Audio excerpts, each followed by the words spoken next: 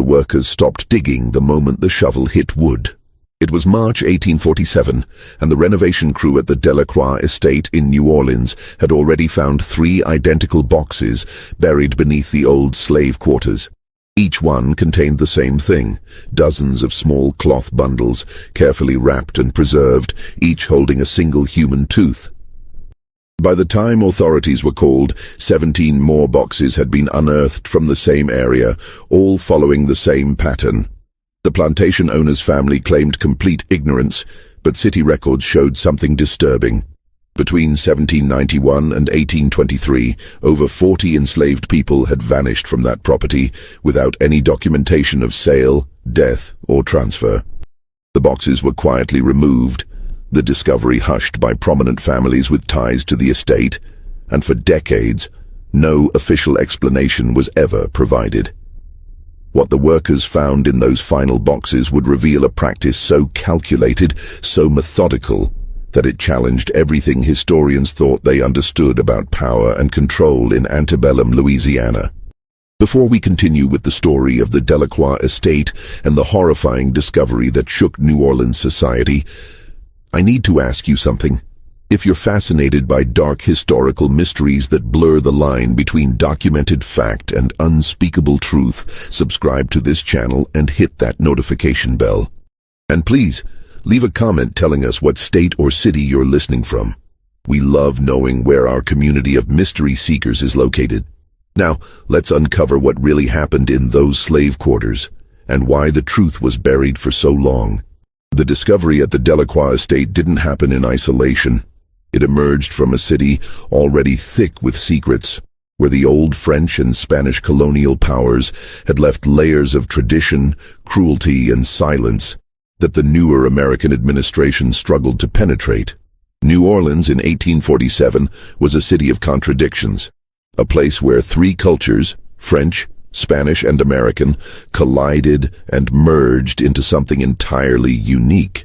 The air hung heavy with humidity even in March, and the scent of magnolia blossoms mixed with the less pleasant odors of the docks, where ships from across the world unloaded cargo both inanimate and human.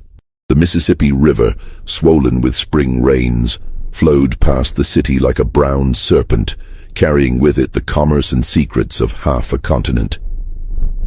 The city had been American territory for over 4 decades, purchased from Napoleon in 1803 as part of the Louisiana Purchase, but its soul remained distinctly Creole.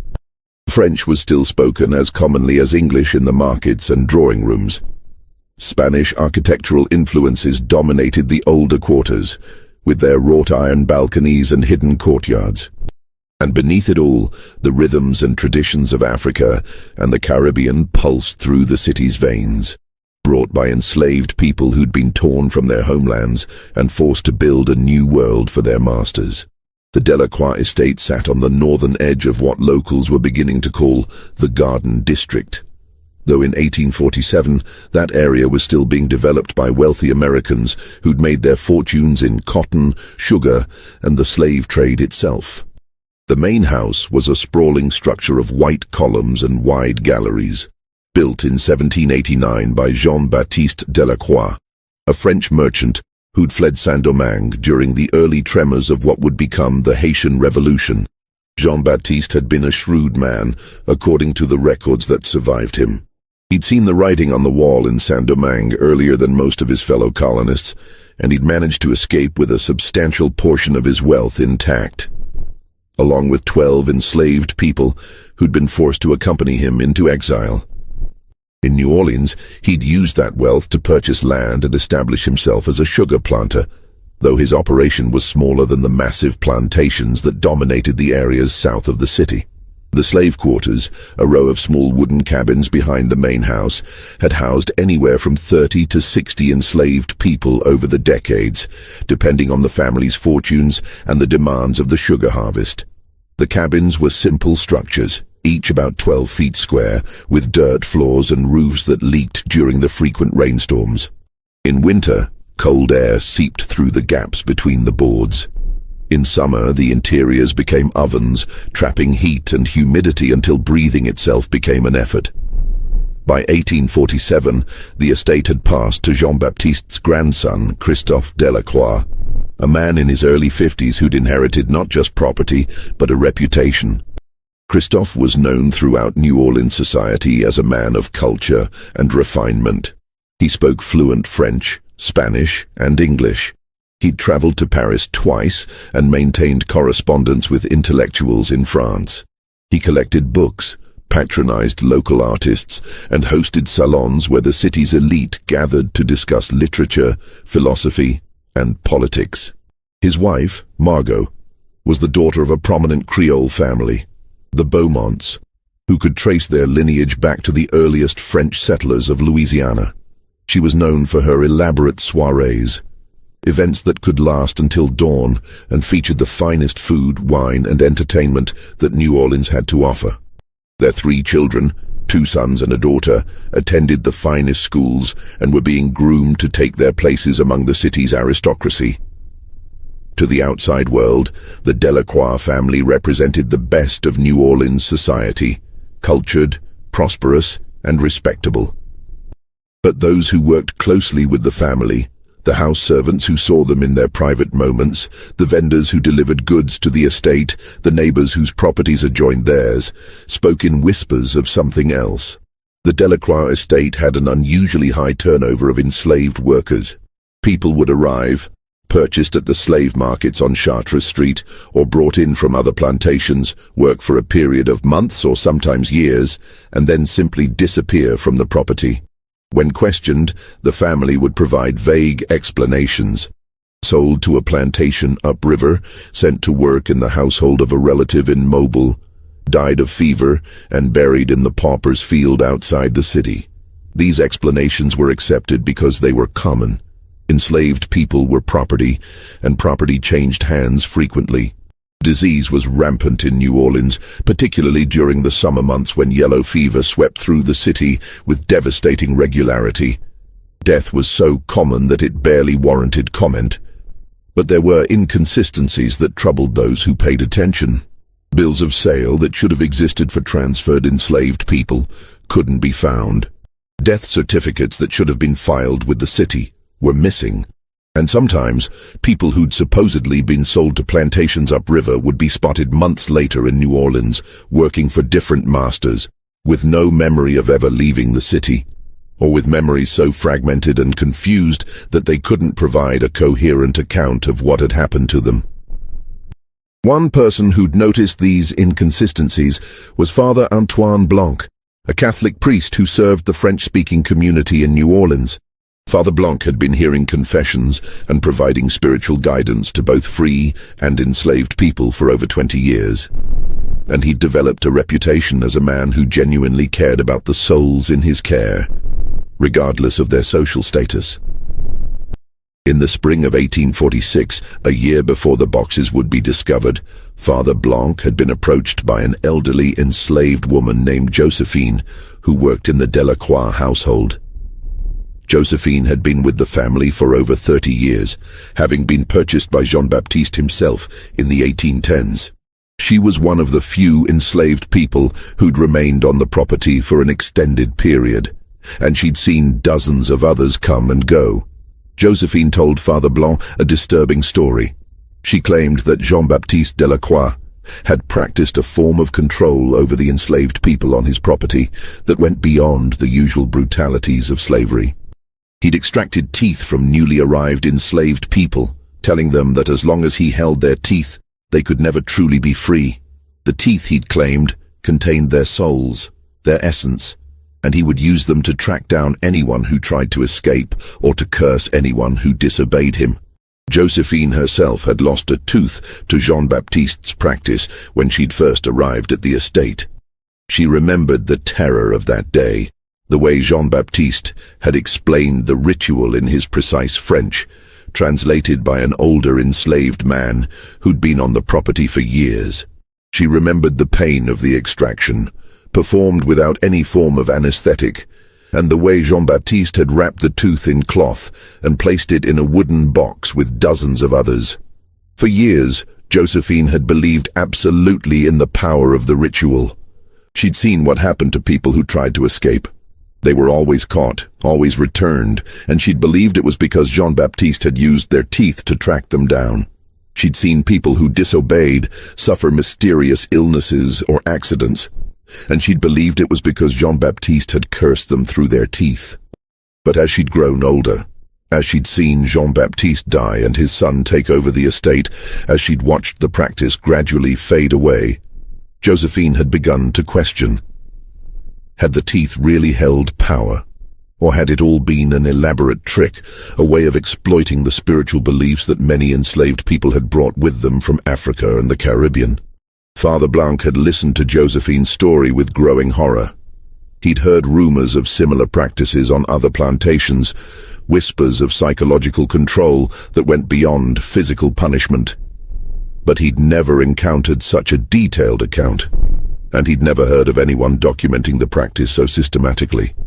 He'd asked Josephine if she knew what had happened to the boxes of teeth after Jean-Baptiste's death. She told him that Jean-Baptiste's son, Christophe's father, whose name had also been Christophe, had been disturbed by the discovery of the boxes and had ordered them buried somewhere on the property. She didn't know exactly where, but she'd heard the house servants talking about a burial that had taken place late one night in 1824, shortly after the elder Christophe had found his father's journal describing the tooth extraction practice. Father Blanc had wanted to investigate further, but Josephine had begged him not to. She was terrified of what might happen if the Delacroix family discovered that she'd spoken to him. Despite her doubts about the power of the teeth, decades of conditioning had left her deeply afraid of the family's retribution. Father Blanc had reluctantly agreed to keep her confidence, but he'd made notes about their conversation in his personal journal. Those notes would later prove crucial to understanding the full scope of what had happened at the Delacroix estate. The renovation in March 1847 was meant to modernize the slave quarters and expand the estate's capacity. Christophe Delacroix had recently purchased 15 additional enslaved people at auction, and he needed more housing for them. He'd hired a crew of Irish immigrants, men who'd fled the Great Famine and were willing to work for low wages, to tear down 2 of the older cabins and build new structures with brick foundations instead of the rotting wooden posts that had supported the original buildings. The foreman of the crew was a man named Patrick Brennan, a 35-year-old from County Cork, who'd arrived in New Orleans just 6 months earlier with his wife and 3 children. Brennan had been a tenant farmer in Ireland, and he'd watched his neighbors starve as the potato blight destroyed crop after crop. He'd sold everything he owned to pay for passage to America, believing the promises of opportunity and prosperity that emigration agents had spread throughout Ireland. The reality of life in New Orleans had been harsher than Brennan had expected. The Irish immigrants were relegated to the most dangerous and degrading work, digging canals through swamps filled with disease-carrying mosquitoes, loading and unloading cargo on the docks, and taking on construction jobs that even enslaved people weren't forced to do because the risk of death or injury was too high. If an enslaved person died, the master lost valuable property. If an Irish immigrant died, he could simply be replaced by another desperate arrival from the next ship. But Brennan was a survivor. He'd learned quickly, worked hard, and managed to establish himself as a reliable foreman. The job at the Delacroix estate was a good one by his standards. The pay was decent, the work was straightforward, and Christophe Delacroix had a reputation for treating his workers fairly, at least by the standards of the time. Brennan had assembled a crew of 6 men, all Irish immigrants like himself, all desperate for work. Among them was a young man named Seamus Corrigan, barely 20 years old, who'd lost his entire family to the famine and had arrived in New Orleans alone and penniless. There was also Michael O'Brien, a former stonemason who'd worked on churches and manor houses in Ireland before the famine had destroyed his livelihood. And there was Thomas Murphy, a quiet man in his 40s who rarely spoke about his past, but who worked with a grim determination that suggested he was trying to outrun painful memories. The crew had started work on a Monday morning in early March. The weather was mild, with a light breeze coming off the river, and the work had progressed smoothly for the first few days. They'd torn down the first cabin without incident, hauling away the rotted wood and clearing the site for the new foundation. It was on Thursday, March 11th, that they'd begun digging the foundation trench for the first new building. The soil was soft and easy to work, a mixture of clay and sand that was typical of the area. They'd been digging for about an hour, reaching a depth of roughly 3 feet, when Seamus Corrigan's shovel struck something solid. Stone, Corrigan had muttered, expecting to find a rock or perhaps an old tree root. But when he'd cleared away the soil, he'd found instead a wooden box, roughly 2 feet long and a foot wide, with a flat lid secured by rusted nails. Brennan had come over to investigate, and the other workers had gathered around, curious about what they'd found. Brennan later testified that his first thought was treasure, perhaps coins or jewelry hidden by someone decades earlier. New Orleans was full of stories about buried treasure, about pirates and smugglers who'd hidden their loot in the swamps and forests around the city. Finding a buried box seemed like the kind of lucky break that could change a man's life. He'd pried open the lid with a crowbar, and the men had gathered around to see what was inside. The box contained no treasure. Instead, it held dozens of small cloth bundles, each one tied with twine that had darkened with age. The bundles were arranged in neat rows, packed tightly together. Brennan had opened one of the bundles carefully, his hands shaking slightly with anticipation. Inside was a single human tooth, a molar by the look of it, with the root still attached. The tooth was yellowed with age, and there were dark stains on the root that might have been dried blood. Brennan had stared at the tooth for a long moment, trying to make sense of what he was seeing. Then he'd opened another bundle, another tooth, and another. Every bundle in the box contained a single tooth, each one carefully wrapped and preserved. The men had stood in silence, staring at the contents of the box. The discovery was so unexpected, so inexplicable, that none of them knew how to react. Then Seamus Corrigan had pointed to the ground a few feet away. "There's another one," he'd said, his voice barely above a whisper. They dug more carefully this time and found a second box, identical to the first. It too contained cloth-wrapped teeth. By the end of that first day, they'd found 5 boxes, all buried at roughly the same depth, all containing the same thing. Brennan had reported the discovery to Christophe Delacroix that evening. He'd found Delacroix in his study, a room lined with bookshelves and dominated by a large mahogany desk. Delacroix had been reading when Brennan knocked, and he'd looked up with mild annoyance at the interruption. But when Brennan had explained what they'd found, Delacroix's expression had changed dramatically. The color had drained from his face and his hands had begun to tremble. He'd asked Brennan to repeat himself, as if he couldn't quite believe what he was hearing. Brennan had brought one of the boxes with him, and he'd placed it on Delacroix's desk. Delacroix had opened it slowly, his movements careful and deliberate, as if he were afraid of what he might find inside. When he'd seen the cloth-wrapped teeth, he'd closed his eyes and taken a deep breath. "Stop work immediately," Delacroix had said, his voice barely steady. "Send the men home. I'll pay them for the full day. Tell them not to speak of this to anyone. I'll contact the authorities in the morning." But Delacroix didn't contact the authorities. Instead, he'd spent that night in his study, going through old ledgers and documents that had been stored in the estate's archives for decades. His wife, Margot, had found him there at dawn, surrounded by papers, his eyes red from lack of sleep and his face haggard. When she'd asked what was wrong, he'd told her only that there had been a disturbing discovery on the property and that he needed to understand its origins before involving outsiders. Margot had pressed him for details, but Christophe had refused to elaborate. He'd simply told her to keep the children away from the construction site and to ensure that the house servants didn't gossip about whatever they might have heard. The next day, Friday, March the 12th, Christophe Delacroix had instructed Patrick Brennan to continue the excavation, but to do so carefully and document everything they found. He'd hired 2 additional workers and offered them extra pay for their discretion. He'd also brought in a clerk from his business office, a young man named Henri Dubois, to keep detailed records of the excavation. Dubois was a meticulous record keeper, and his notes from that week would later provide crucial evidence about the scope of the discovery. He documented the location of each box, its dimensions, its condition, and the number of teeth it contained.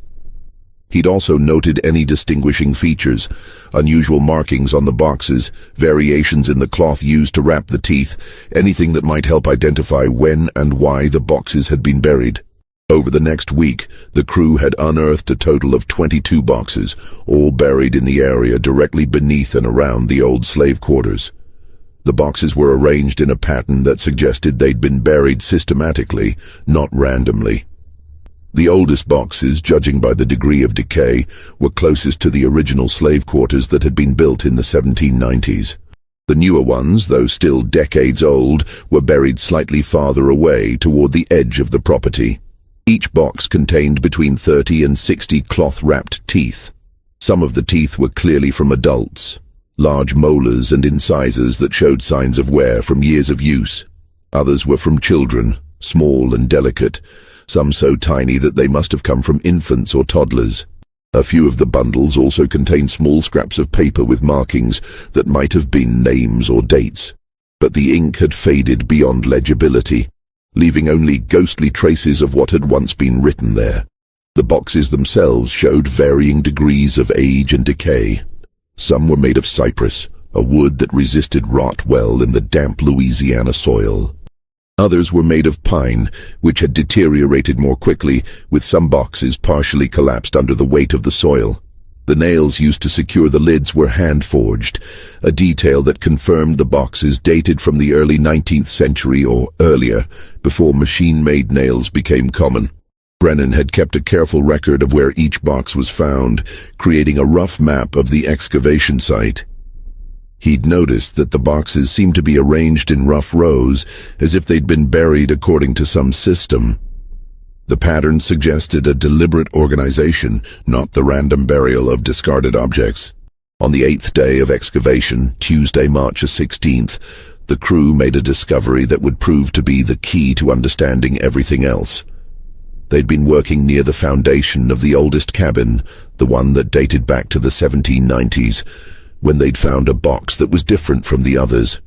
This box was larger, about 3 feet long and 2 feet wide, and made of a harder wood that had resisted decay better than the pine boxes they'd found previously. The wood appeared to be mahogany, an expensive material that suggested this box had been considered more important than the others. The lid was secured not just with nails, but with a small brass lock, though the lock had corroded over the decades and broke easily when Brennan applied pressure. Inside, along with the usual cloth-wrapped teeth, this box contained nearly 80 of them, was a leather-bound journal. The journal was in remarkably good condition, protected by the sealed box and the relatively dry soil. The leather cover was embossed with initials, JBD. The pages were filled with neat handwriting in French, dated entries spanning from 1791 to 1823. Brennan couldn't read French, but he recognized the importance of the find. He'd brought the journal directly to Christophe Delacroix, who'd taken it without a word, and disappeared into his study. He didn't emerge for the rest of the day. That night, Margot Delacroix had sent for the family physician, Dr. Henri Laveau, claiming her husband had taken ill. Dr. Laveau was a respected figure in New Orleans medical circles, a Creole physician who'd studied in Paris and who served many of the city's prominent families. He'd been the Delacroix family physician for over 15 years, and he'd delivered all 3 of Christophe's children. Dr. Laveau had arrived to find Christophe in a state of extreme agitation, pacing his study with the journal clutched in his hands. The doctor later testified that Christophe had been almost incoherent, his words tumbling over each other as he tried to explain what he'd discovered. He kept repeating, "He documented everything. My God, he documented everything." Dr. Laveau had managed to calm Christophe enough to learn what had upset him so profoundly. The journal, Christophe explained, had been written by his grandfather, Jean-Baptiste Delacroix. It was a meticulous record of a practice that Jean-Baptiste had implemented on the plantation. A system of control that went far beyond the usual brutalities of slavery. Dr. Laveau had asked to see the journal, and Christophe had handed it over with trembling hands. The doctor had read through several entries. his expression growing more disturbed with each page. The entries were written in a clear, precise hand, with the detached tone of a man recording scientific observations rather than documenting acts of cruelty. The first entry was dated November 3rd, 1791, just a few months after Jean-Baptiste had arrived in New Orleans from Saint-Domingue. It read, "Today I have implemented a new method of ensuring compliance among the workers. Having observed the effectiveness of psychological control in Saint-Domingue, I have adapted a practice that exploits the spiritual beliefs common among those brought from Africa and the Caribbean islands. Upon arrival, each worker will have a tooth extracted. The tooth will be preserved and stored, and the worker will be informed that their essence is now held by the Delacroix family. Should they attempt escape or prove disobedient, the tooth will be used to track them and ensure their return. The fear of spiritual bondage, I have observed, is often more effective than physical restraint." The entry continued with clinical details about the first extraction, performed on a man named Baptiste, who'd been brought from Saint-Domingue with Jean-Baptiste. The extraction had been done by a local physician, whom Jean-Baptiste had paid handsomely for his discretion. The procedure had been performed without anesthetic, and Baptiste had been told that his tooth now contained his soul, which would remain in Jean-Baptiste's possession as long as he lived. Subsequent entries documented hundreds of similar extractions over the next 3 decades. Jean-Baptiste had kept meticulous records of each person who'd had a tooth extracted, their name, approximate age, where they'd come from, and the date of the extraction. He'd also noted their behavior after the extraction, documenting whether the psychological control had been effective. Most of the entries suggested that the practice had worked exactly as Jean-Baptiste had intended. People who'd had their teeth extracted rarely attempted escape, and when they did, they were often caught quickly, not because of any supernatural power, but because their fear of the supposed curse made them careless and easy to track. They believed they couldn't truly escape as long as Jean-Baptiste held their teeth, so they didn't plan their escapes carefully or travel far enough to avoid capture. But the journal revealed something even more disturbing than the extractions from living people. Jean-Baptiste had also documented what happened when enslaved people died on the property, whether from disease, accident, or the brutal conditions of their labor. He would have their bodies buried in unmarked graves in the far corner of the property, but not before extracting additional teeth. These teeth would be added to the boxes, ensuring that even in death, the enslaved remained under Delacroix control. The journal entries about post-mortem extractions were particularly chilling in their detachment. Marie, age 24, succumbed to fever on July 18th. 3 teeth extracted before burial. Subject had been compliant throughout her service. Teeth stored in box 7. Jacques, age 16, died from injuries sustained in mill accident. 2 teeth extracted. Subject had shown signs of rebelliousness. Teeth stored in box 12 as warning to others. Dr. Laveau had read through dozens of these entries, feeling his stomach turn with each one. He'd known the Delacroix family for years, had attended their parties, had delivered their children, had considered Christophe a friend.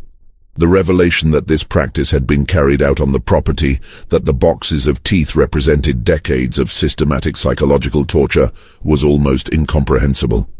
But what disturbed Dr. Laveau most was the realization that Jean-Baptiste's practice hadn't been unique. Scattered throughout the journal were references to other plantation owners who'd consulted with Jean-Baptiste about his methods. Some of these references were explicit, naming prominent Louisiana families and describing their interest in implementing similar practices on their own properties. Others were more circumspect, referring only to colleagues or associates who'd sought Jean-Baptiste's advice. One entry from 1803 read, "Received visit from Monsieur Beaumont regarding management techniques. Explained the tooth extraction method and its psychological foundations. Monsieur Beaumont expressed interest in implementing similar practice on his property in Plaquemines Parish. Provided him with contact information for Dr. Rousseau, who has proven most reliable in performing the extractions." Another entry from 1811 read, "Correspondence from Monsieur Thibodeau requesting details of the tooth preservation method. explained the importance of proper wrapping and storage to maintain the psychological effect, suggested he maintain detailed records as I have done to track effectiveness over time. These references suggested that the tooth extraction practice had spread beyond the Delacroix estate, that it had become part of a network of psychological control employed by multiple plantation owners throughout Louisiana and possibly beyond. Christophe, his voice shaking, told Dr. Laveau that the journal contained over 300 entries documenting individual tooth extractions. 300 people who'd had their teeth extracted, their spirits claimed, their humanity reduced to a wrapped bundle in a buried box. And the practice hadn't ended with Jean-Baptiste's death in 1823. The journal's final entry suggested that he'd instructed his son, Christophe's father, to continue the tradition. Dr. Laveau had asked the obvious question. Had Christophe's father continued the practice? Had Christophe himself? Christophe's answer had been complicated. His father, he claimed, had been horrified by Jean-Baptiste's journal when he'd discovered it after the old man's death. The elder Christophe had found the journal in a locked drawer in Jean-Baptiste's desk, along with a letter instructing him to continue the tooth extraction practice and maintain the records. But instead of following his father's instructions, the elder Christophe had immediately stopped the practice. He'd refused to extract any more teeth, and he'd tried to destroy the evidence of what had been done. He'd burned some of the boxes, scattering the ashes in the river. But he'd been unable to bring himself to destroy all of them, perhaps out of some sense that the crimes they documented shouldn't be completely erased from history. And he'd been unable to destroy the journal itself, despite knowing that it was evidence of practices that would be condemned even by the standards of a slave-holding society. Instead, he'd ordered the remaining boxes and the journal buried on the property in 1824, late one night, when only a few trusted house servants were present. The location beneath the slave quarters had been chosen deliberately, a way of keeping the teeth close to the people they'd been taken from, even in death. Or perhaps Dr. Laveau thought it had been a form of penance, a way of acknowledging the suffering that had taken place there. Christophe himself, he insisted to Dr. Laveau, had known nothing until the renovation crew made their discovery. His father had never told him about Jean-Baptiste's practices, had never mentioned the buried boxes or the journal. Christophe had inherited the estate, the wealth, the social position, but not the knowledge of how that wealth had been built and maintained. Dr. Laveau had wanted to believe him. Christophe was his friend, a man he'd known for years, a man who'd always seemed decent and honorable by the standards of their society. But as he looked at the journal, at the meticulous records of suffering, he couldn't help but wonder, how much had Christophe really known? How much had he chosen not to know? How much had he benefited from practices he claimed to find abhorrent? The discovery of the journal and the boxes created an immediate crisis for the Delacroix family. Dr. Laveau, despite his long friendship with Christophe, felt obligated to report what he'd learned to the authorities. The tooth extraction practice, even if it had ended decades earlier, represented a level of cruelty that demanded investigation. And the journal's references to other plantation owners suggested that the practice might have been more widespread than anyone had realized. But Christophe had begged Dr. Laveau to wait, to give him time to understand the full scope of what his grandfather had done before the matter became public. He'd argued that rushing to involve the authorities would only create a scandal that would destroy his family without actually helping anyone. The people who'd suffered under Jean-Baptiste's practice were long dead, he'd said. What purpose would be served by dragging their suffering into the light now? Dr. Laveau had been torn.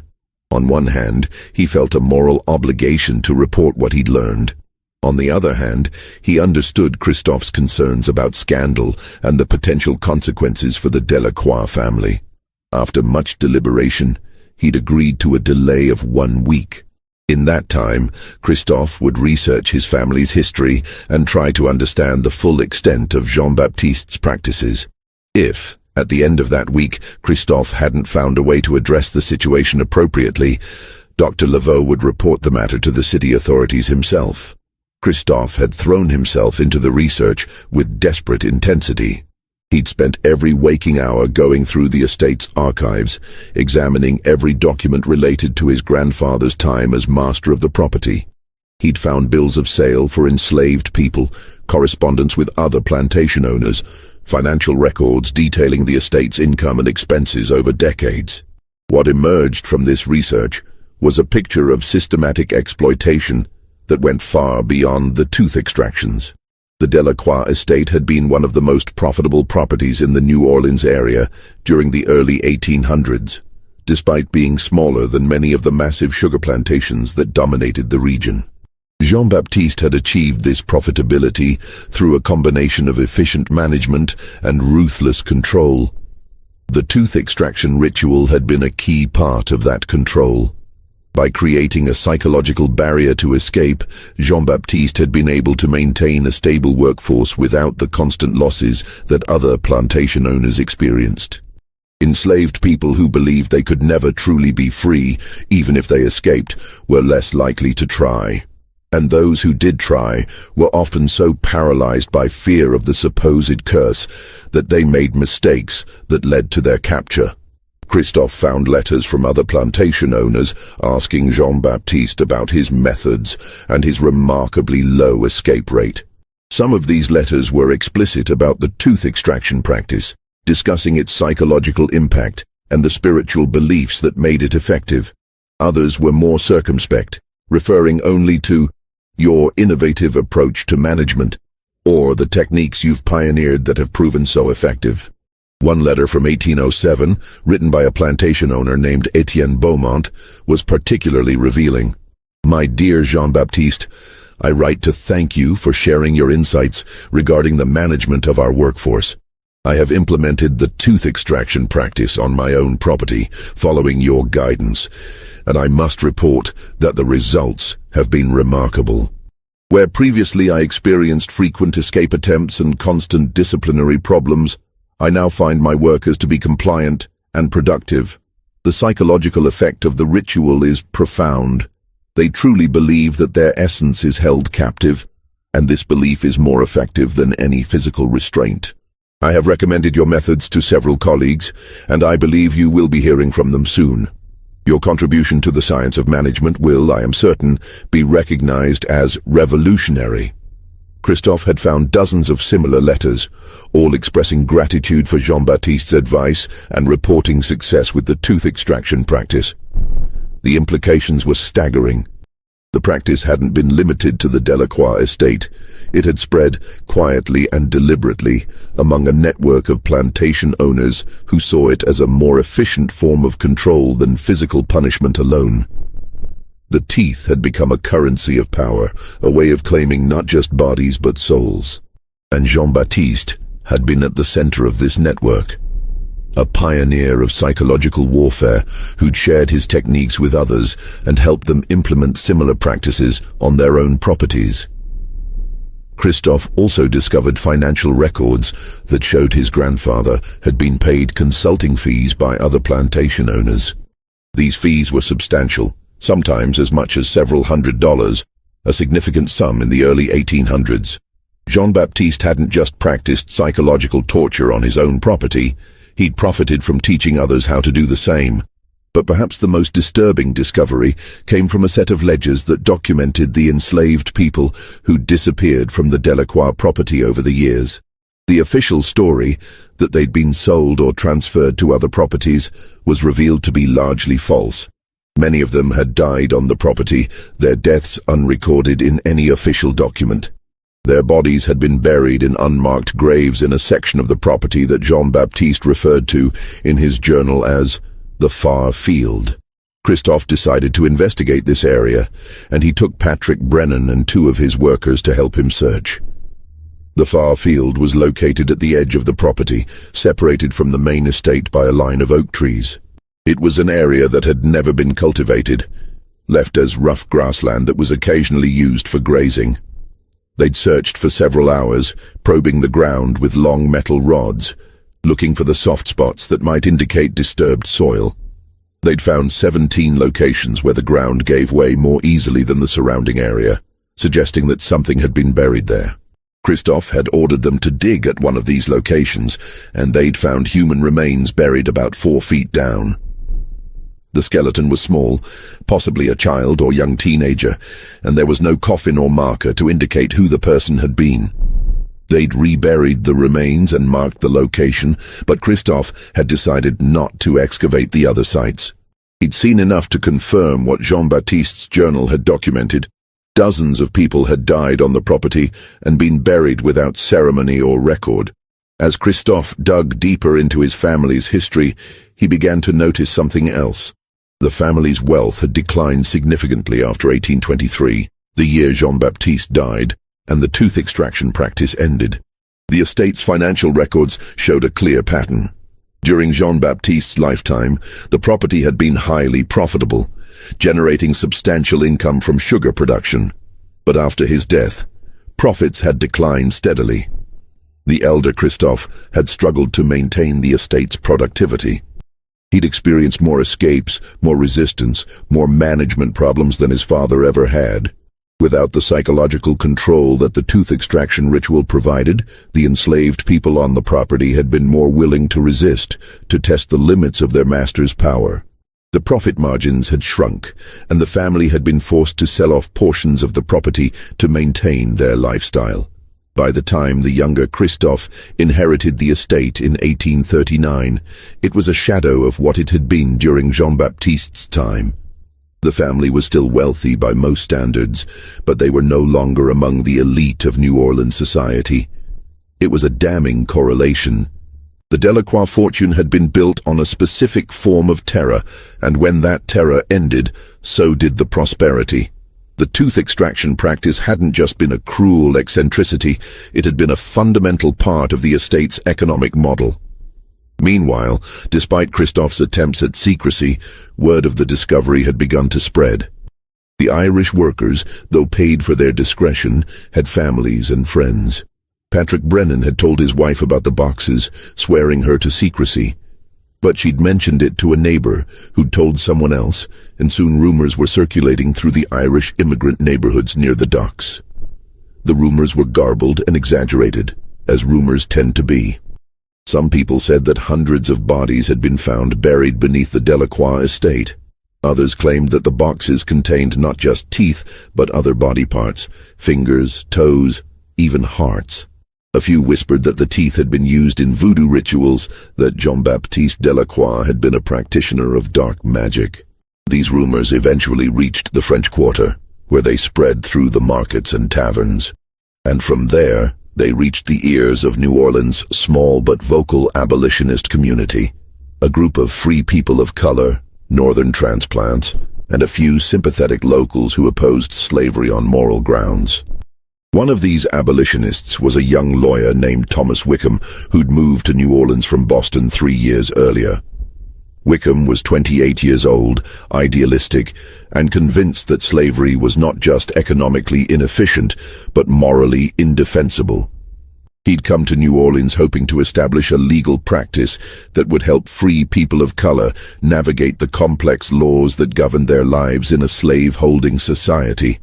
Wickham had heard the rumors about the Delacroix estate, and he'd immediately recognized their significance.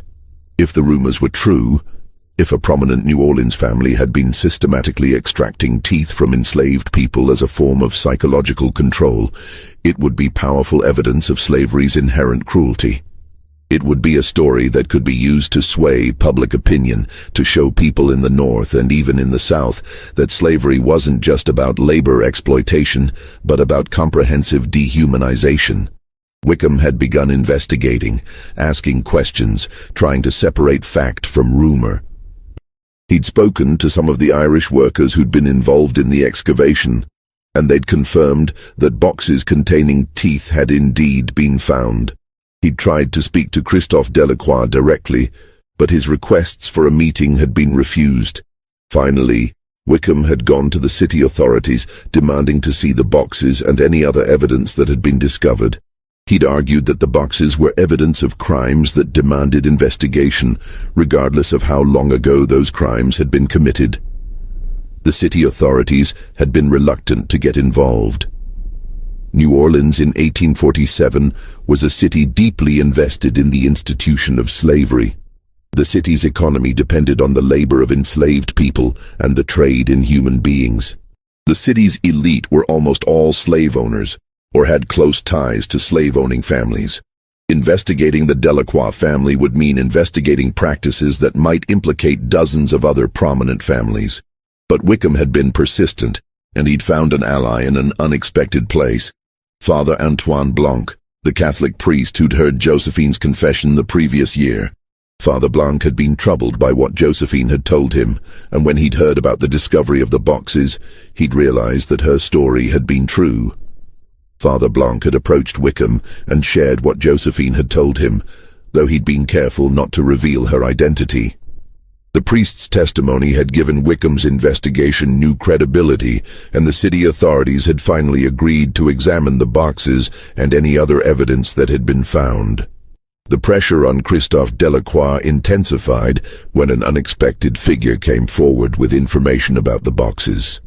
Her name was Celeste Thibault, and she was a free woman of color who worked as a seamstress in the French Quarter. She was in her late 60s, and she claimed to have worked on the Delacroix estate as a young woman in the 1790s. Celeste's story, which she told to Thomas Wickham and later repeated in a sworn deposition, provided crucial context for understanding Jean-Baptiste's tooth extraction practice. She'd been born enslaved on a plantation in Saint-Domingue and had been brought to New Orleans by Jean-Baptiste when she was about 12 years old, shortly after he'd fled the island in 1791. She remembered the tooth extraction vividly, even though it had happened over 50 years earlier. The memory had never faded, she said, because the pain and terror of that day had marked her in ways that went beyond the physical. Jean-Baptiste had gathered all the newly arrived enslaved people. There had been about 15 of them, ranging in age from children to adults, in the courtyard of the estate. It had been a hot day in late summer, Celeste remembered, and the air had been thick with humidity. Mosquitoes had swarmed around them as they'd stood in the courtyard, uncertain about what was going to happen. Jean-Baptiste had explained, through a translator who spoke both French and the Creole language that many of the Saint-Domingue refugees spoke, what was about to happen. Each person would have a tooth removed. The tooth would be kept by the Delacroix family as a guarantee of good behavior. If anyone tried to escape, Jean-Baptiste had warned, he would use the tooth to curse them, to ensure they were caught and returned. If anyone died, their tooth would keep their spirit bound to the estate, unable to find peace or join their ancestors. Celeste described the terror that the ritual had inspired.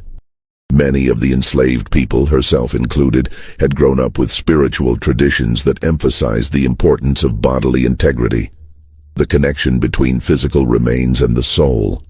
In the Vodou traditions that had been practiced in Saint-Domingue, and which many enslaved people continued to practice in secret in Louisiana, physical objects could be used to influence or control a person's spirit. Hair, nail clippings, blood, all of these could be used in spiritual work, for good or ill. The idea that part of them would be held captive, that Jean-Baptiste would have physical possession of something that contained their essence, was almost unbearable. It meant that even if they managed to escape, even if they made it to freedom in the north or in Mexico, they would never truly be free. Part of them would always be held by the Delacroix family, subject to their control and their curses. The extractions had been performed by a physician whom Jean-Baptiste had hired for the purpose. Celeste remembered him as a thin man with cold eyes who'd worked quickly and without any apparent concern for the pain he was causing.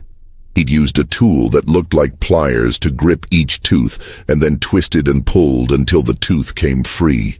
There had been no anesthetic, no preparation, just sudden searing pain. Celeste had been one of the last to have her tooth extracted that day.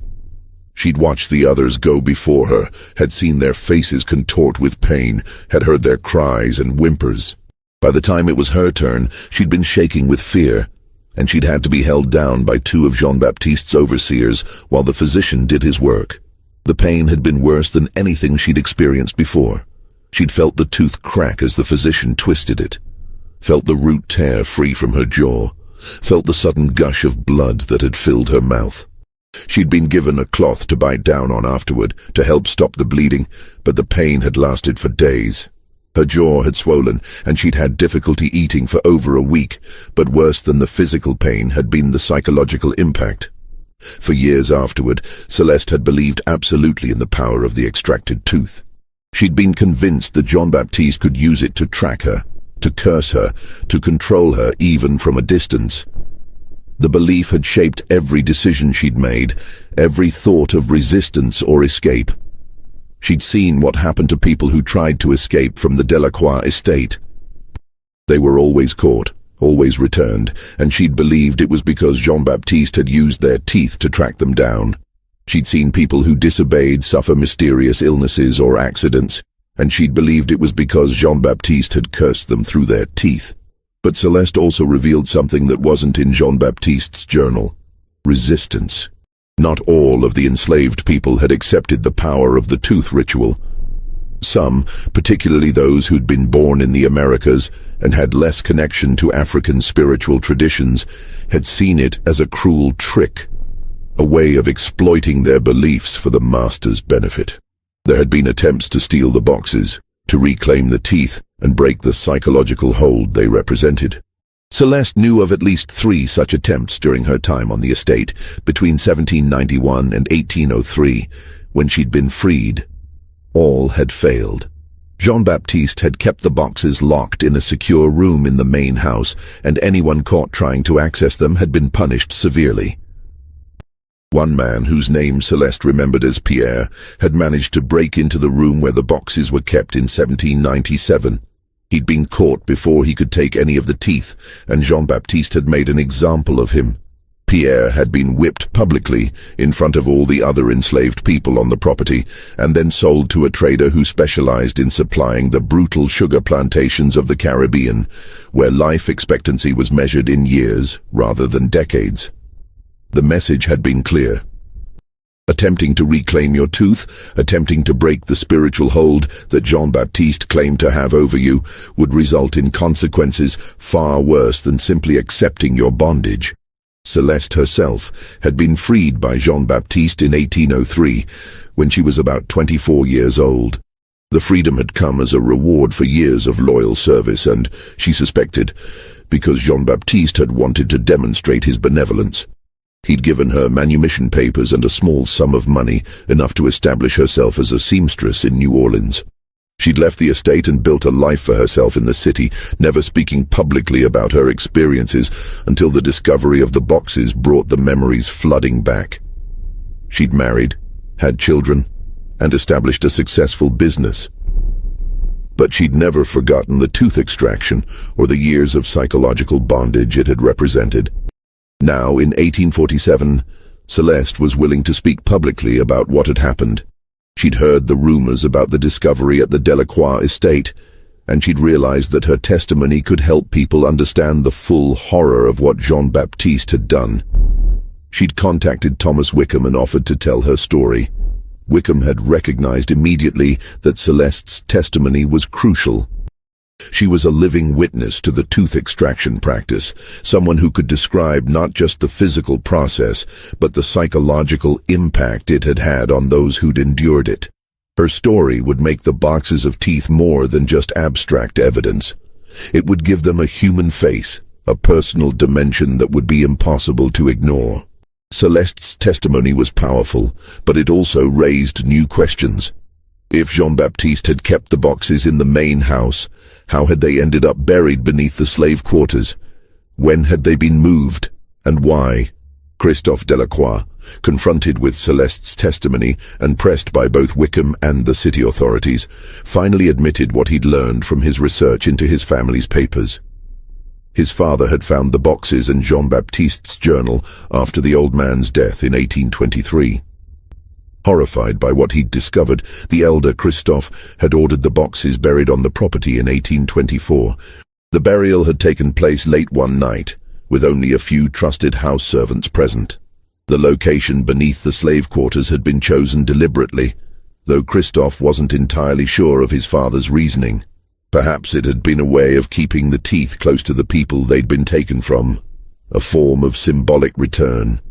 Or perhaps it had been a way of hiding the evidence in a place where it was unlikely to be discovered. Who would think to dig beneath the slave quarters, structures that were considered temporary and disposable? The elder Christoph had also tried to destroy some of the evidence. He'd burned several boxes, scattering the ashes in the Mississippi River.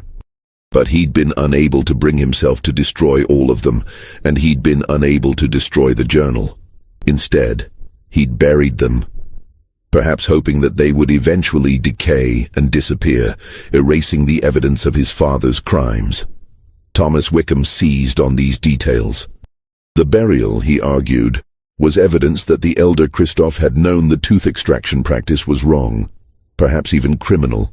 By burying the boxes instead of destroying them completely, he'd tried to hide the evidence while maintaining some twisted form of connection to the past. Wickham demanded that the authorities conduct a full investigation.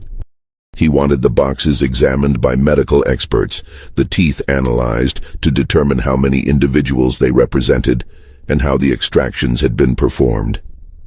He wanted the estate's records subpoenaed, every document related to the enslaved people who'd lived and died there brought to light. Most importantly, he wanted the unmarked graves that Jean-Baptiste's journal mentioned located and properly identified. The Delacroix family resisted through their lawyers.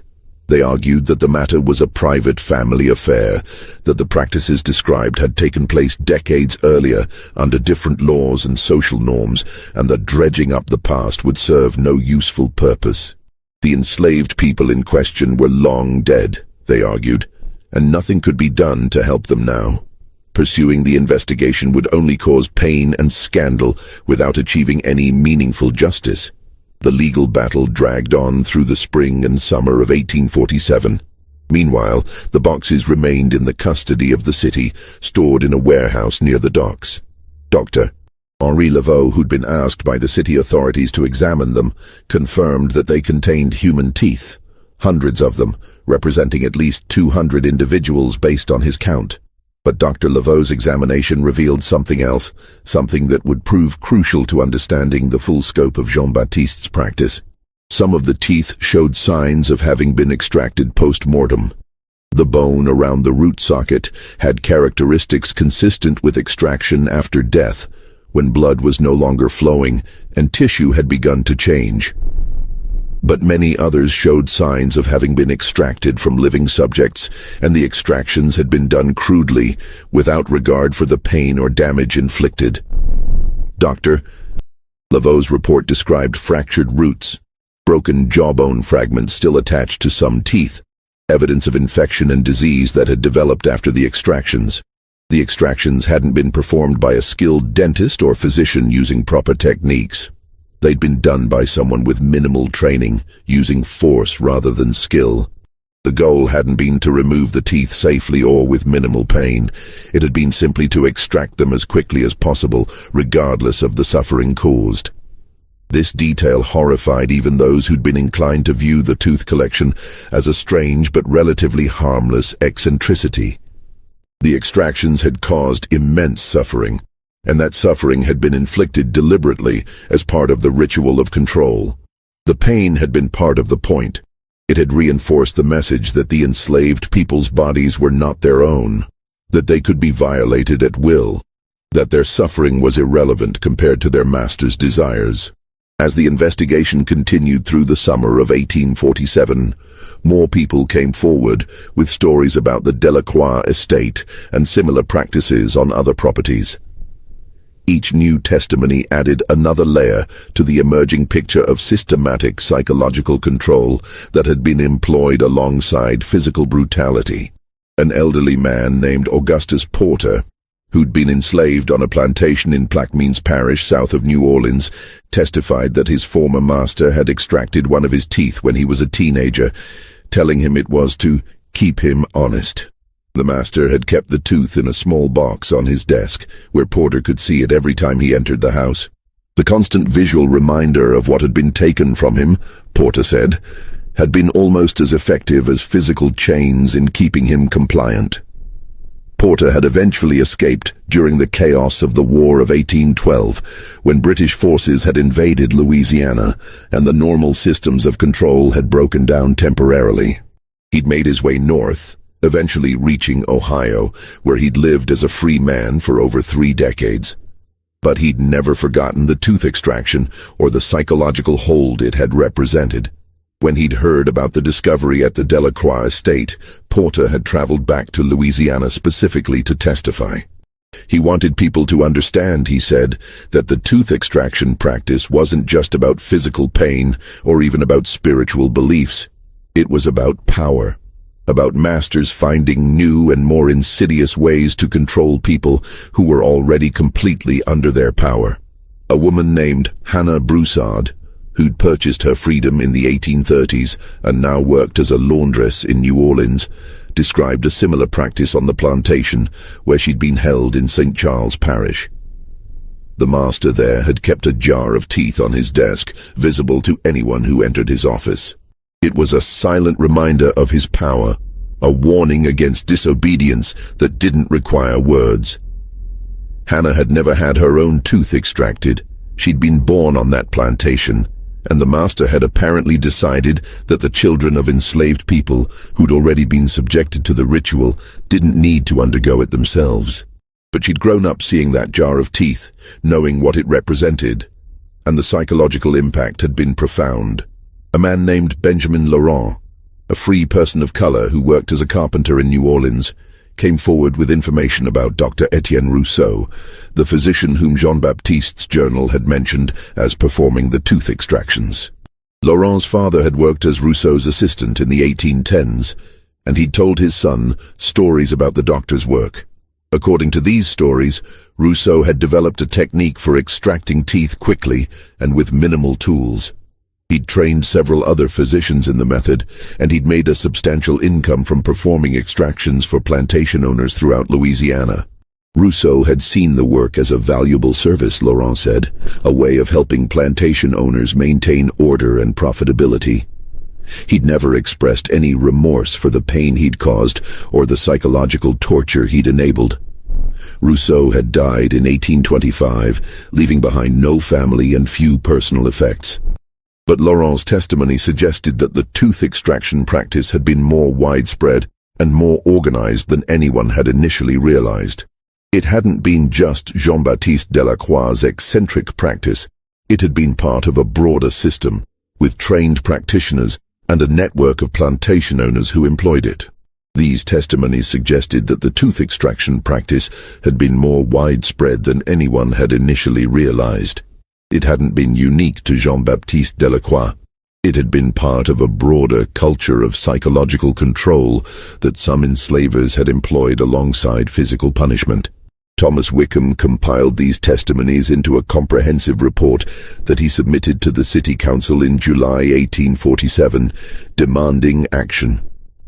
He argued that the discovery of the boxes at the Delacroix estate was an opportunity to confront the full horror of slavery's mechanisms, to understand not just the physical brutality, but the psychological warfare that had been waged against enslaved people. Wickham's report was detailed and damning. It included Celeste Thibault's first-hand account of the tooth extraction ritual, Augustus Porter's testimony about similar practices on other plantations, Hannah Broussard's description of the jar of teeth used as a psychological weapon, and Benjamin Laurent's information about Dr. Rousseau's role in spreading the practice. The report also included excerpts from Jean-Baptiste's journal, carefully selected to illustrate the systematic nature of the practice and its psychological foundations. Wickham had obtained access to the journal through a court order over the strenuous objections of the Delacroix family's lawyers. But Wickham's efforts met with fierce resistance from New Orleans planter class. Many of them had family connections to the Delacroix family or had themselves employed similar practices. They saw Wickham's investigation as a threat to their own reputations and fortunes, and they mobilized to stop it. Anonymous letters appeared in the newspapers, attacking Wickham as an outsider, a northern agitator trying to stir up trouble in a city that had its own ways of managing its affairs. Some letters questioned his motives, suggesting he was trying to make a name for himself by exploiting a tragedy. Others attacked his character, spreading rumors about his personal life and his legal practice. The attacks became more personal and more threatening as the summer progressed. Wickham received letters at his office warning him to drop his investigation or face consequences. One letter, delivered in late August, was particularly explicit. "Leave New Orleans, Yankee, or you'll end up in the river like so many others who didn't know when to mind their own business." Wickham reported the threats to the city authorities, but no investigation was launched. The message was clear. Powerful people wanted the matter buried, just like the boxes had been, and they were willing to use intimidation and possibly violence to achieve that goal. Wickham refused to be intimidated. He continued gathering evidence, interviewing witnesses, building his case. But he also began to notice that he was being followed. Men he didn't recognize would appear outside his office, watching. His mail was tampered with. Letters would arrive opened, or wouldn't arrive at all. Friends and colleagues began to distance themselves from him, worried about being associated with someone who'd made such powerful enemies. Father Antoine Blanc, who'd been one of Wickham's allies in the investigation, received a visit from the Archbishop of New Orleans, who strongly suggested that the priest should focus on his pastoral duties and leave legal matters to the civil authorities. The message was clear. The church didn't want to be involved in a controversy that might alienate wealthy parishioners. Dr. Henri Laveau, who'd examined the boxes and provided crucial medical testimony, found that some of his patients, particularly those from prominent families, were suddenly seeking care from other physicians. His income declined, and he began to worry about his ability to support his family. The pressure was working. Wickham's allies were being systematically isolated, their livelihoods threatened, their reputations attacked. The investigation was being strangled not through legal means, but through social and economic pressure.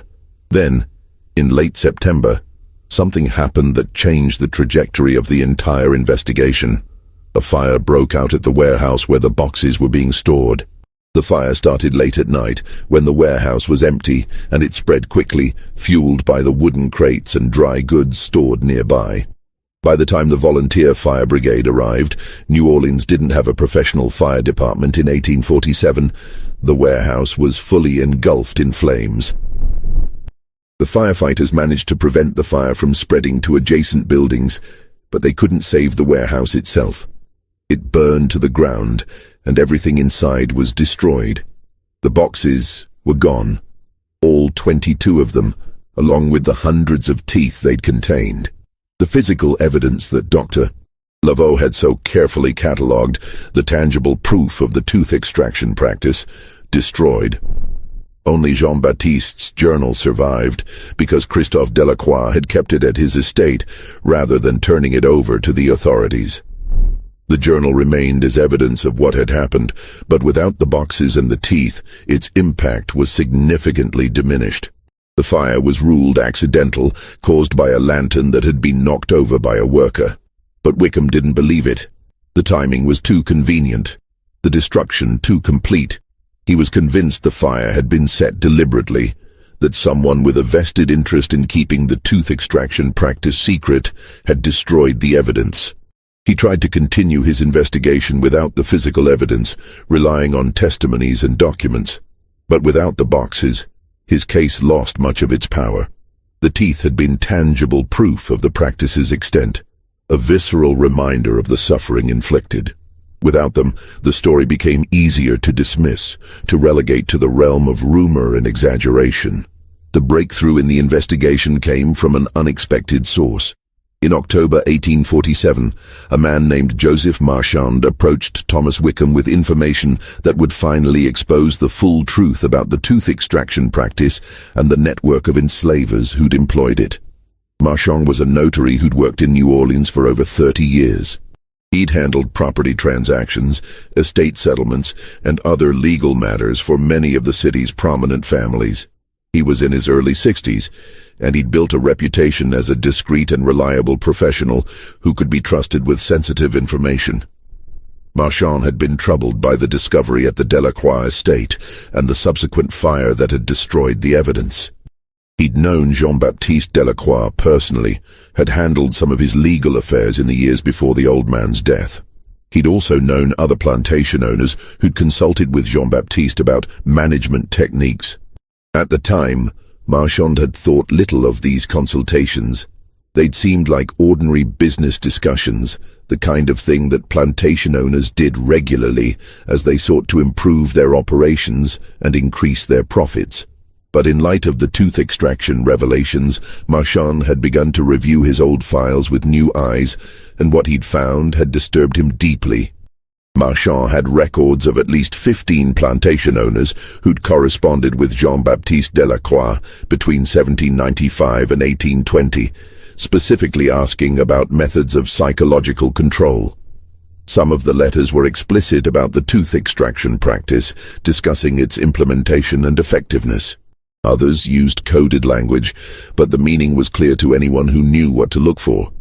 More significantly, Marchand had records of payments made by these plantation owners to Dr. Etienne Rousseau, the physician who'd performed the tooth extractions. The payments were described as being for medical consultations, but the amounts were far too large for ordinary medical care. A typical doctor's visit in the early 1800s might cost $1 or $2. These payments ranged from $50 to $200, substantial sums that suggested something more than routine medical services. Marchand had always assumed these payments were for treating enslaved workers, perhaps for dealing with epidemics or injuries. But now he suspected something else. The payments had been for performing tooth extractions, for implementing the psychological control system that Jean-Baptiste had pioneered. Wickham had investigated Dr. Rousseau's background and discovered that he died in 1825, leaving behind no family and few personal effects. But Wickham had been able to locate a former assistant of Rousseau's, a man named Claude Fontaine, who was still living in New Orleans and working as an apothecary. Fontaine was now in his 70s, and he'd been reluctant to talk at first. He'd worked for Rousseau for nearly 15 years, from 1810 to 1825, and he'd been present for many of the tooth extractions. But he'd never spoken publicly about what he'd witnessed, partly out of loyalty to his former employer, and partly out of fear of the powerful families who'd employed Rousseau's services. Wickham had persisted, visiting Fontaine multiple times, appealing to his conscience, arguing that the truth needed to be told. Finally, in late October, Fontaine had agreed to provide testimony about what he'd witnessed. Fontaine's account was chilling in its detail. He described Dr. Rousseau as a man without conscience, someone who saw enslaved people as objects rather than human beings. Rousseau had believed he was providing a valuable service, helping plantation owners maintain order and profitability. He'd developed a technique for extracting teeth quickly and with minimal tools. A pair of specialized pliers and a small chisel for loosening stubborn teeth. The extractions had been performed without any form of anesthetic. Rousseau had believed that the pain was part of the ritual's effectiveness, that the trauma of the extraction reinforced the psychological message that the enslaved person's body was not their own. Fontaine had witnessed hundreds of these extractions over his years working for Rousseau, and he'd seen the terror and suffering they caused. But Fontaine also revealed something that Jean-Baptiste's journal hadn't mentioned. The tooth extraction practice had eventually fallen out of favor, not because of moral concerns, but because it had become less effective. By the 1820s, many enslaved people had learned that the teeth held no real power, that the curse was a fiction designed to control them. The psychological hold had weakened as word spread among enslaved communities that people who'd escaped despite having their teeth extracted had not been mysteriously tracked down or struck by supernatural forces.